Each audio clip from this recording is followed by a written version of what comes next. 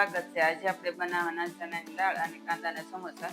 તો ચાલો એની રેસીપી જોઈ. સૌ પ્રથમ આપણે 300 ગ્રામ મેંદાનો લોટ લીધો છે, એને આપણે ચાળી લઈએ.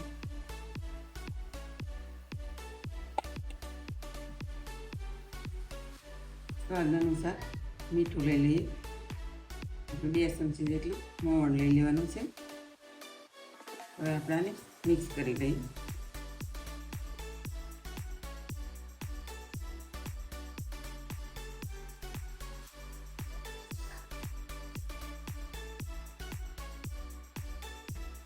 હવે આપણે થોડું પાણી એડ કરી અને લોટ બાંધી લઈએ.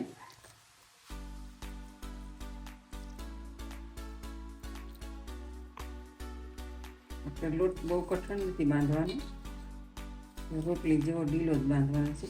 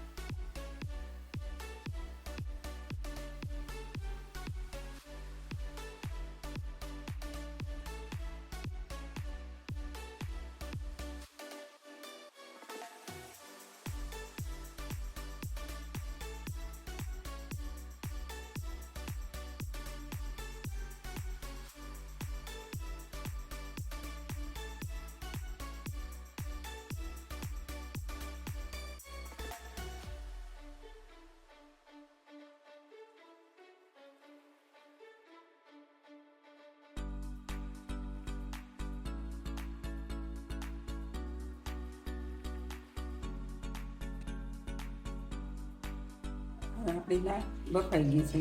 આપણે દાણા આવી રીતના શેકાઈ જાય છે તો આપણી દાળ બફાઈ ગઈ છે. આપણે દાળમાં કાઢી લઈએ.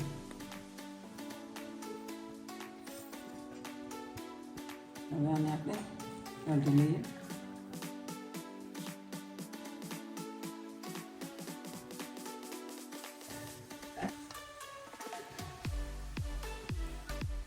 આપણે 3 થી 4 ચમચી તેલ લઈ લેવાનું છે. આપણે 1 ચમચી જીરું લઈ લઈએ. આપણે 1/2 ચમચી હિંગ લઈ લેવાની છે. આપણે 1 ચમચી ધાણા અને 1 ચમચી વરિયાળી આપણે ખાંડી લીધેલું છે.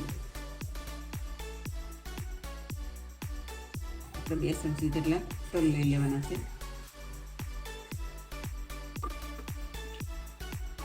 આપણે 2 ચમચી આદુ મરચાંની પેસ્ટ લેવાની છે.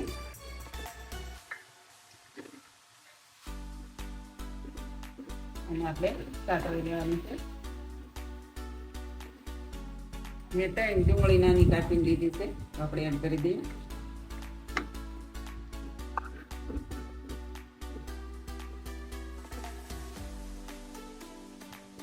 આપણે થોડું મીઠું નાખી દઈએ, આપણે ડુંગળી જલ્દી ચડી જાય.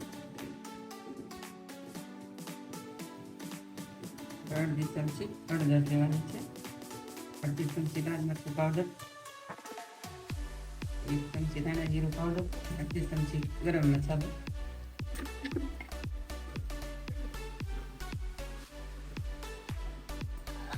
હવે આપણી ડુંગળી મસાલા બધું રેડી થઈ ગયું છે તો આપણે દાળ અંદર એડ કરી દઈએ.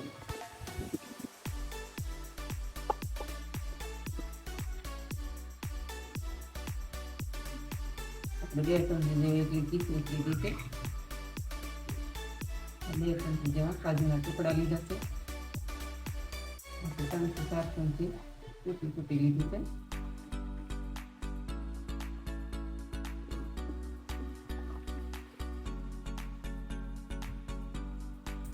આપણે બાઇન્ડિંગ માટે 4 થી 5 ચમચી જેટલા ચોખાના પૌવા લીધા છે તો આપણે એડ કરી દઈએ.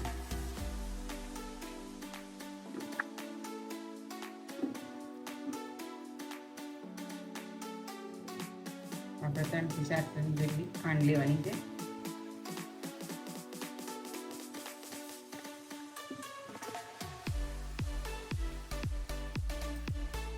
હવે આપણે 1 લીંબુનો રસ એડ કરી દીધી છે. તમે આમચૂર પાવડર પણ નાખી શકો છો. હવે આપણું સ્ટફિંગ તૈયાર થઈ ગયું છે. આપણે ઉપરથી ધાણા નાખી દઈએ.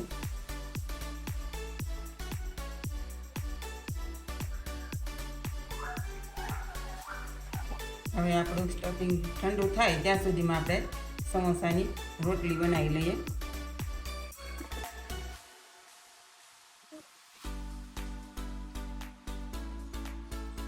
આપણે લોટના એક સરખા બે લુવા લેવાના છે. આપણે એની રોટલી વણી લઈએ.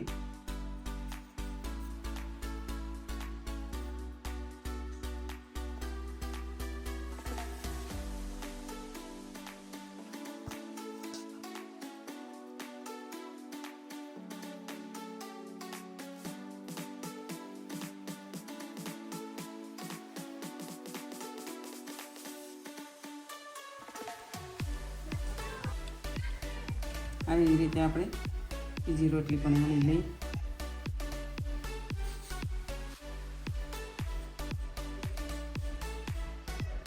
આની ઉપર આપણે થોડું તેલ નાખી દઈએ.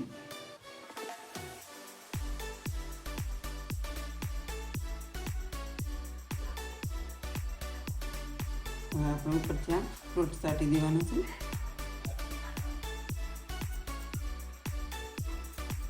હવે આપણે ઉપરથી આ રોટલી મૂકી દેવાની.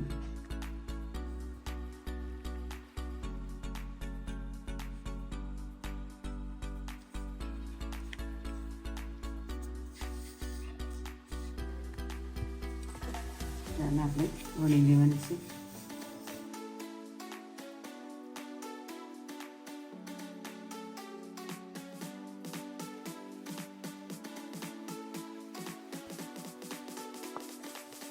હવે આપણી લોટી ગરમ થઈ ગઈ છે તો આપણે રોટલીને શેકી લઈએ.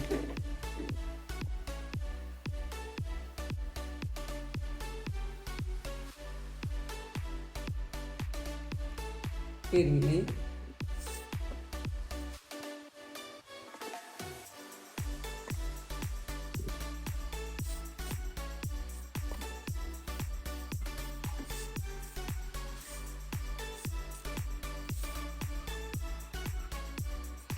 રોટલી શેકાઈ ગઈ છે. એને આપણે કાશી પાકી જ શેકવાની છે. અને આપણે ગરમ હોય ત્યાં જ એને ખુલ્લી કરી નાખવાની છે.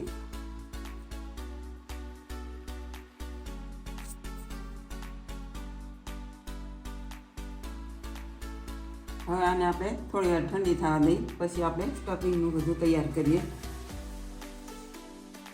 આપણે 3 થી 4 ચમચી જેટલો મેંદો લીધો છે, તો આપણે એની સ્લરી બનાવી લઈએ.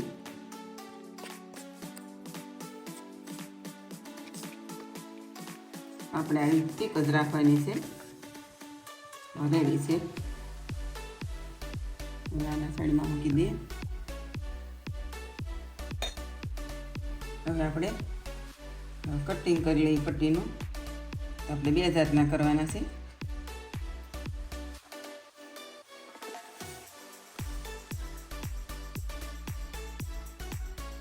હવે આપણે એને આવી રીતે કટિંગ કરી દઈએ.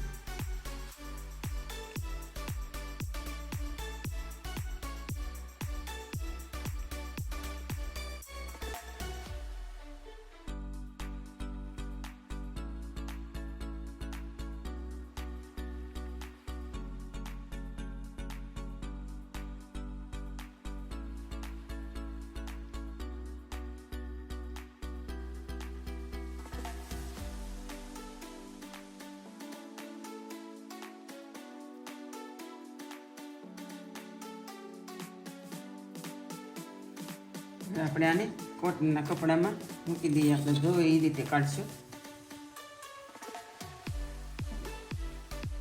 હવે આપણે આવી રીતે સમોસો વાળી લઈએ.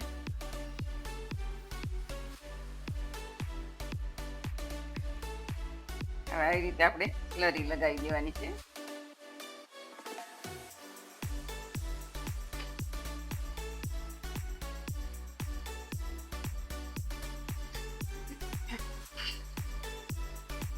આપણે 1 ચમચી જેટલું સ્ટફિંગ ભરી દેવાનું છે.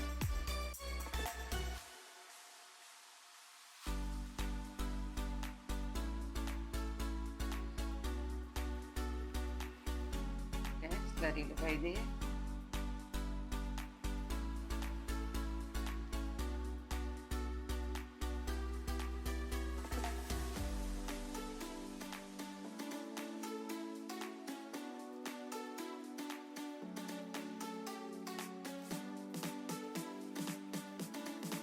આવી રીતે આપણે બધા સમોસા વાળી લઈએ.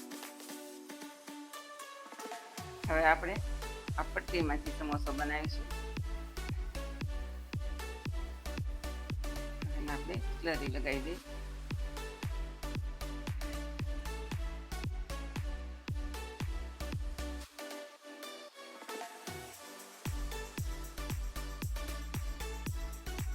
આમાં આપણે સ્ટફિંગ ભરી દઈએ.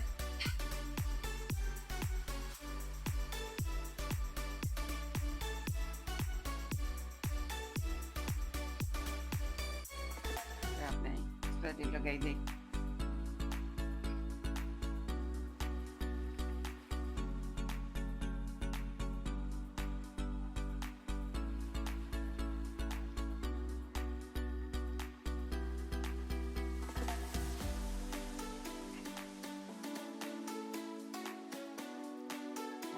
આવી રીતે સમોસા વાળી દઈએ. હવે આપણું તેલ ગરમ થઈ ગયું છે તો આપણે સમોસા તળી લઈએ.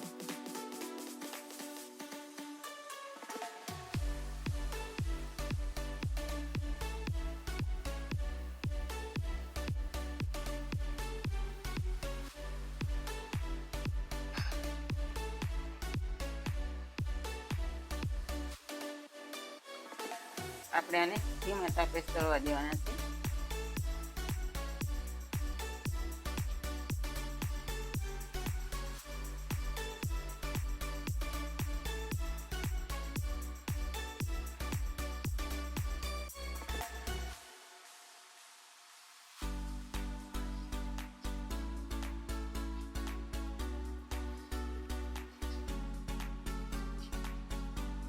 હવે આપણા સમોસા તળાઈ ગયા છે તો આપણે કાઢી લઈએ અને આવી જ રીતે આપણે બીજા સમોસા પણ તળી લઈએ. હવે આપણા સમોસા તળાઈને રેડી થઈ ગયા છે તો એને આપણે સર્વ કરી લઈએ.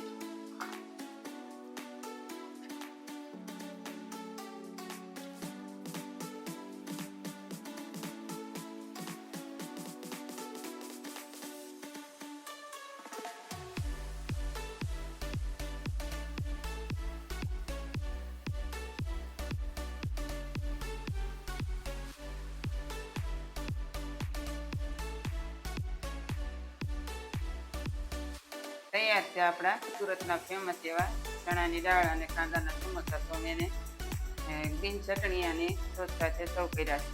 જો મારી રેસીપી તમને ગમતી હોય તો મારા વિડીયોને લાઈક કરો, શેર કરો અને સબસ્ક્રાઈબ કરવાનું ભૂલતા નહીં.